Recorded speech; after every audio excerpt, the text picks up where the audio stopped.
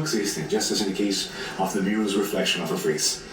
Were a person to refrain from holding up the mirror, he would no longer observe the reflection of his own face. So too, when one analytic contemplates and aggregates, then the view imputed in the self straightway ceases to exist.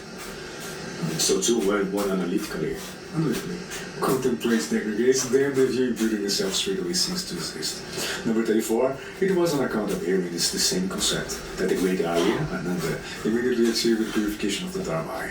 And then repeatedly explained this for the sake of others. Number 35, so long as attachment to the aggregates continues to be sustained, the view imputed in the self shall be constantly restrained as well.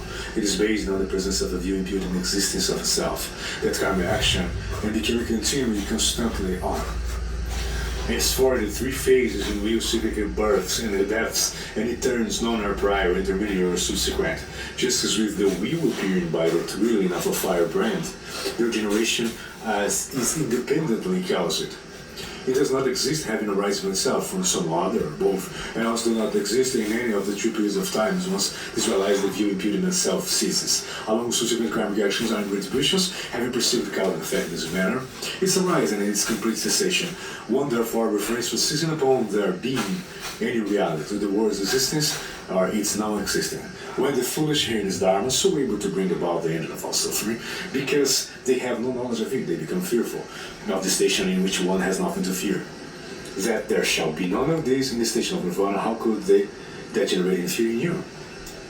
As for what we explain as emptiness of intrinsic reality, how could this cause you to be struck with fear? On gaining that liberation, there is neither self nor aggregates. If you not accept this Dharma, then how can you be dispelled at the prospect of relinquishing self and aggregates? Not even non-existence qualifies as Nirvana. How much the less might existence qualify such? The complete end of attachments to existence or no-existence, the Buddha described this as essential to Nirvana. Were one to provide a summary description of wrong views, one would refer to diminished cause and effect as non-existent. This causes one to become fulfilled with no meritorious karma, and it's the weightiest cause for entering the wretched destinies.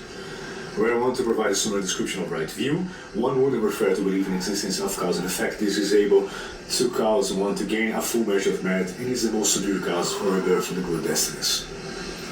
So that's it, just one more. Page 43, Spin of Dharma Jews. Let's just do another reading, right? Page 65, A Strand of Dharma Jews, number 66. To do so involves a right state of streams and consciousness, absence of shame and condescension to others' intelligence. If you thus esteem a body so extremely impure, what means of teaching could possibly benefit you? Many are there, many are the beings who on account of these have their minds covered over by ignorance. Due to sensual desire, they may even become rivals, acting like a dog's fighting over faces. Just as a scratching on each might be thought pleasurable, when having on each is most pleasant at hour.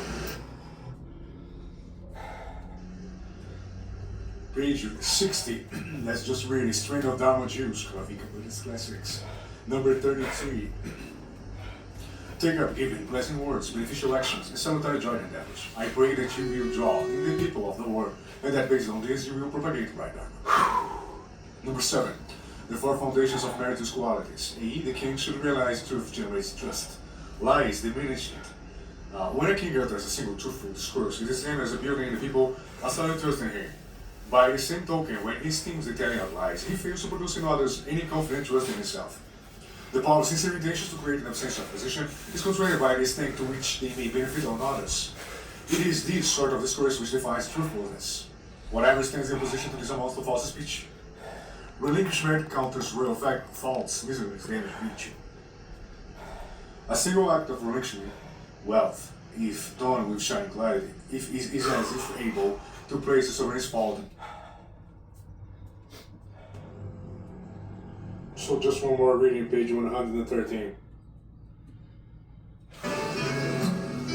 So let's just do one more reading here. Page 70.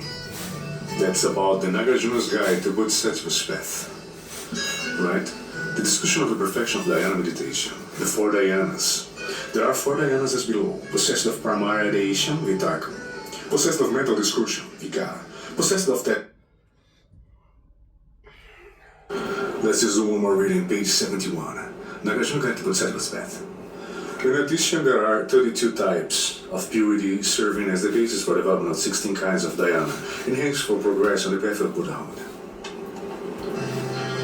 Purity in thought, purity in wisdom, purity in the nature of one's own inclinations, purity in inheriting possessing a sense of shame, purity in aspirations of sustaining the mind, purity associated with dedication of merit to the body, purity in one's faculties, purity associated with freedom from dependencies, purity associated with not seizing upon anything as real, purity associated with the generation and implementation of spiritual powers, purity in exercising the capacities of the mind, purity associated with the physical renunciation, purity associated with the physical renunciation, purity associated with inward stillness, purity associated with refraining from external activities, purity in one's views regarding perceptual apprehensibility, purity through realization of the non-existence of any being, purity through realization of the non-existence of any life, purity through realization of non-existence of persons, purity associated with having nowhere in the three realms in which one abides,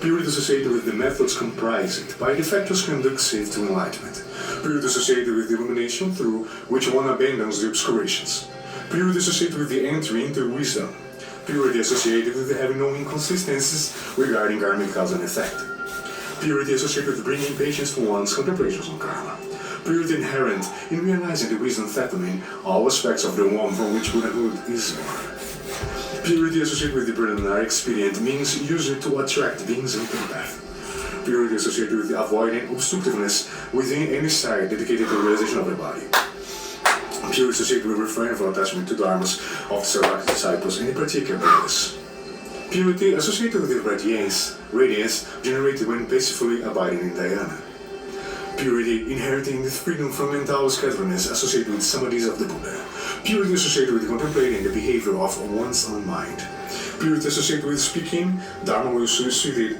to beings based on awareness of the karmic origins of each and every one of them.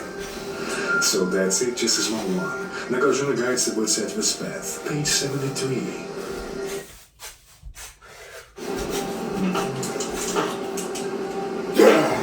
Number 11, the great equanimity. In his relations with beings, the Bodhisattva should not allow himself to forsake them. As benefits the abilities determined by his powers, he should always strive to dwell